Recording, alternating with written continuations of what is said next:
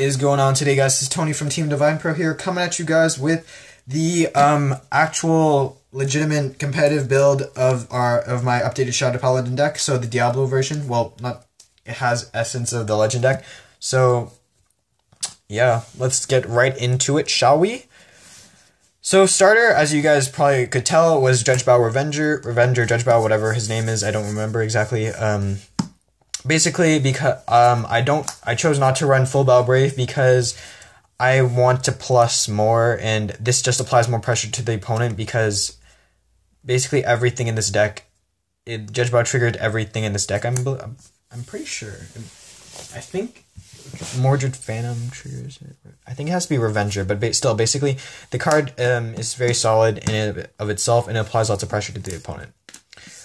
It's very consistent also. Like the card, you guys know the what you call it, the angel combo where you get to +2. It's basically the same concept, except that now with the few adjustments, you don't target just that. Now running off, starting with grade 3s, we have 4 Phantom Blaster Abyss. Again, I still have yet to get 3 more, so basically I have proxies, but you know, it's okay.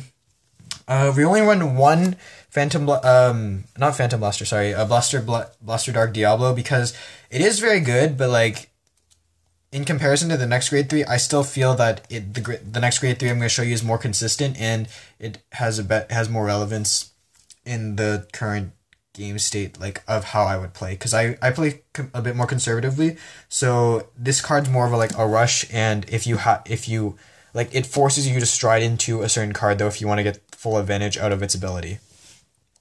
And then the other card we play is still 3 Mordred Phantom, because I still feel that this card is very strong, and Limit Break activates a lot earlier now because of the fact that you are getting hit for like high numbers, so sometimes you just have to let it pass. And the concept of still like riding on top of that is still not a bad play at all, because you can do either and you still get a plus, because I just think that having Mordred Phantom gives you more plussing abilities, and it gives you more advantage in the long run of the game, which is how I play the deck. Then we run, obviously, the Legion mate. We run 4 of the Blaster Dark Abyss. This card's very good. It's a little bit more relevant now just because of the fact that... actually, wait. No, they're equally as relevant, actually, now that I think of it. But still, it's a little bit more relevant just because a lot of people now, now that I've noticed, want to be a little bit more aggressive because of the stride format. So they're putting more stuff in the front rows, which is very good because then I just can kill it with this card. Wait, is it back rows? I actually don't remember this card's ability, to be honest. I haven't touched this deck in like a few months. But still, the card's good. Then we run 4 Blaster Dart Revenger. This card's still very, very good just because the fact of the Doran combo can unflip, and this deck is very counterblast heavy just based off these 3. And then if you add it on with the stride, well, why did I show you that one? That one was not the right one. If you add it with like all the strides and everything and all the stuff, then you will notice that the deck is very counterblast heavy. Then we run 3 not Darkness Maiden, but 3 Machas.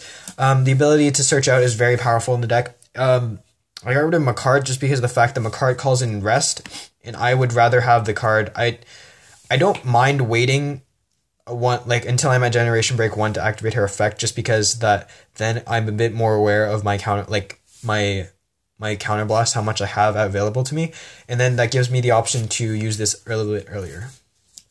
And it's just good because it can call out any grade 1. It doesn't have to be Revenger specific. Then we have, that's 11 grade 2s. So now moving on to grade 1s. These are my proxies for Dorant because I do not have Dorant still. But basically, oh yeah, speaking of which, if you guys want, if you don't have Dorants like I do, if you don't have it, then the other combo, if you play the Claudus with the Claudus with the actual Dorant grade 2, then the combo still works perfectly fine. It's just that it's a bit, you need more setup for that card, and then this is a bit easier to do because then you have Revenger names, because you need to have fuel for this also. Which is why you want to minimize on how many non-Revenger names you play.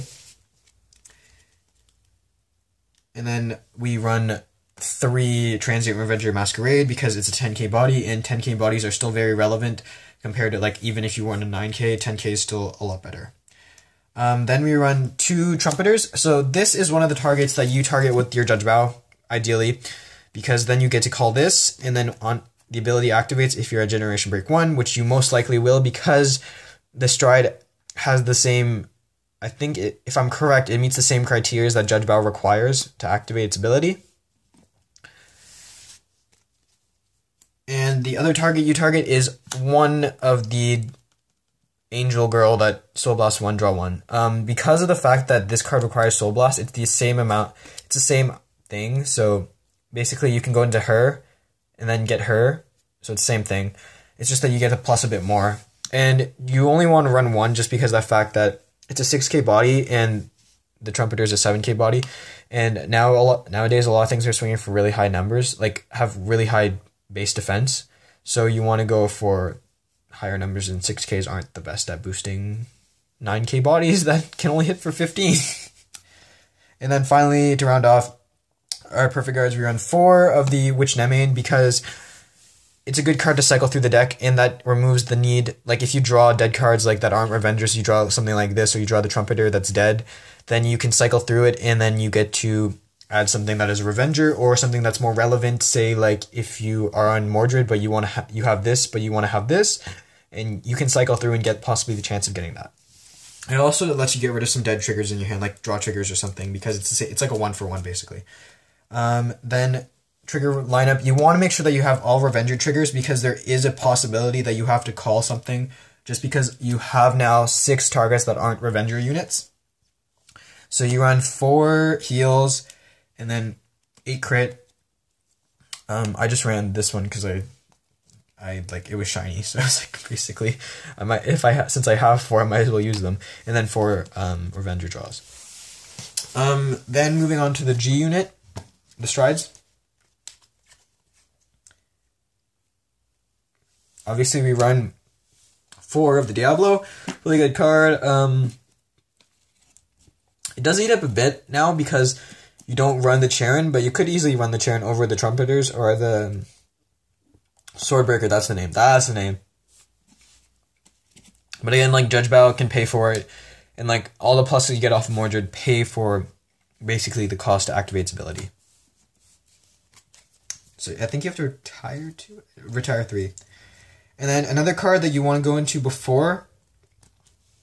So a card you want to go into before you play this card, because this is more like the finisher. You want to play the Grim Reaper Recruiter. You could technically pull one out and then play the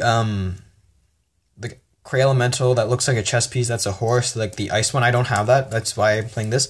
But I'm thinking about playing Atomos instead, just because of the fact that Atomos is it applies more pressure early on, and then sometimes I don't want to use this because I don't have the counterblast capabilities. So basically, this like 2 to 1 spots are free for your decision making. And yeah, apart from that, guys, I haven't really sleeved the deck yet because I've been so lazy and I haven't had the time.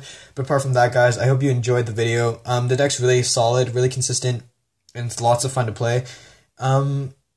I really do like the deck. I think it's a little bit better than Kagero, just in my opinion, like in terms of fun and all that. But yeah, apart from that, hope you guys enjoy. Please comment, rate, like, and subscribe. I don't know exactly what I'm going to be uploading next, or whoever wants to upload next. But apart from that, this has been Tony from Team Divine Pro. See you guys later. Signing off now. Bye.